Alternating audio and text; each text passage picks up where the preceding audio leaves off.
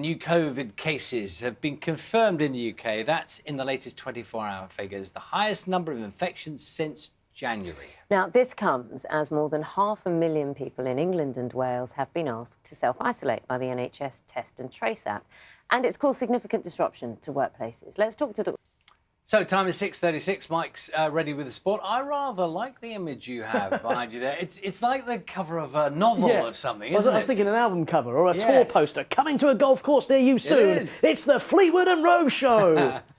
Who knows? By Sunday it could be. Yeah, and a good reason to keep their cool because they're going well, aren't they? I mean, we have to remember an Englishman hasn't won the Open since Nick Faldo in 1992. Yeah. Certainly not in England yet, exactly. So trying to end this wait, they're in with a chance, we're right behind her. And the rest of the team, of course. Mike, thanks very much. So let's get outdoors now to the beach. Sarah's at Brighton for us with the weather this morning.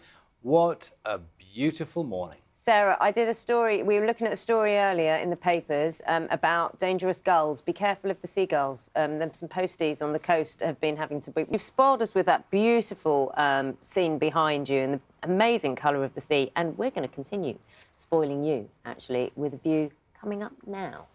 Yes, have a look at this image we can bring. You love it when the animals work with us. Yeah, what an extraordinary place. We'll have more from Fiona later on in the morning as well. Lovely, loads of brilliant pictures and views to bring you throughout the programme. First, find out what's happening. I hope it's beautiful where you are with the news, travel and weather.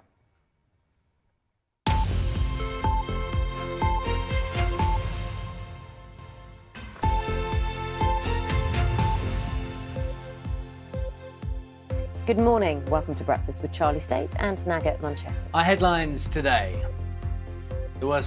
Good morning, it's Friday the 16th of July. I made a story this morning. At least 92 people have died and thousands of others have been forced from their homes by the worst flooding in living memory in Germany and Belgium. The Netherlands has also experienced unusually heavy rainfall, which caused rivers to burst their banks, flooding nearby communities and causing several houses to collapse. German Chancellor Angela Merkel described it as a catastrophe. It said the full extent of the disaster would not be known for a few days. Courtney Bembridge has this report.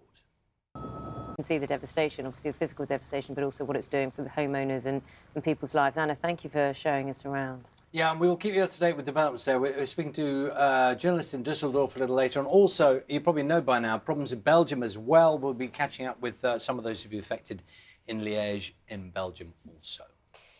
It's 11 minutes past 7. The Chief Medical Advisor, Professor Chris Whitty, has warned that the UK is not out of the woods yet when it comes to coronavirus. He's urging people to act with caution when restrictions in England come to an end on Monday, particularly as hospital admissions are doubling every 3 weeks. The warning comes as some sporting event venues and shops will be transformed into pop-up coronavirus vaccination clinics this weekend, as Tim Muffet reports. Friends committed during the so-called Troubles. They're going to meet the Secretary of State, Brandon Lewis, later today. Let's get more from our correspondent. It is 16 minutes past 7 now. Sarah is in sunny Brighton for us this morning, and it's going to be sunny for lots of us this morning. And Sarah is taking a bird's eye view above glorious Brighton. I mean, you are spoilt and are spoiling us. Morning. 7 now. Kidney damage, collapsed lungs and heart problems. These are among the medical conditions commonly seen in adults under the age of 50 who've been treated in hospital for COVID-19. So we're looking at a new study published in The Lancet finding the risk of further complications to young, healthy adults, many of whom aren't fully vaccinated, is higher than originally thought. We're joined now. Through a lot, and I hope things get better for you. Thank you very much. Thank you. Thank you. Take care. Bye-bye. Just coming up to 7:30, you are going to find out what's happening wherever you are. But first, here's a little bit of a treat. We're taking you to the Farne Islands and the nature reserve there with our North of England correspondent, Fiona Trott, who's just going to give you a mini tour. 19 minutes to 8 is the time.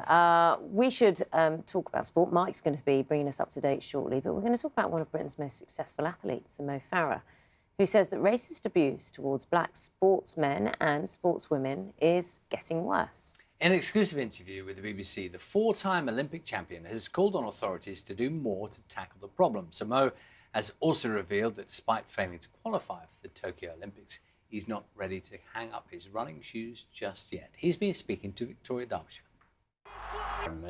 And can you see any butterflies? What can you see?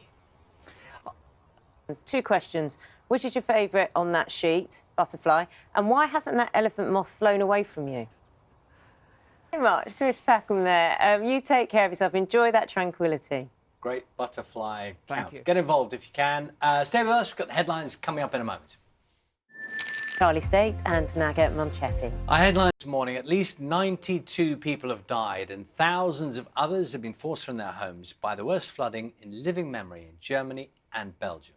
The Netherlands has also experienced unusually heavy rainfall, which caused rivers to burst their banks, flooding nearby communities and causing several houses to collapse. German Chancellor Angela Merkel described it as a catastrophe and said the full extent of the disaster would not be known for a few days.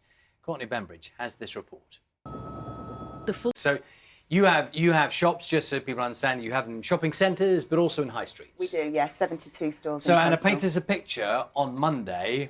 What will change if someone is outside one of your stores and wants to come in? Yeah, very little will change. And they get to the store and there's... Weeks, if you come into contact with someone and you're double jabbed, you don't have to isolate. There may be someone who walks into your store coughing, sneezing, and it may not be hay fever. What do you do then and doesn't want to wear a mask?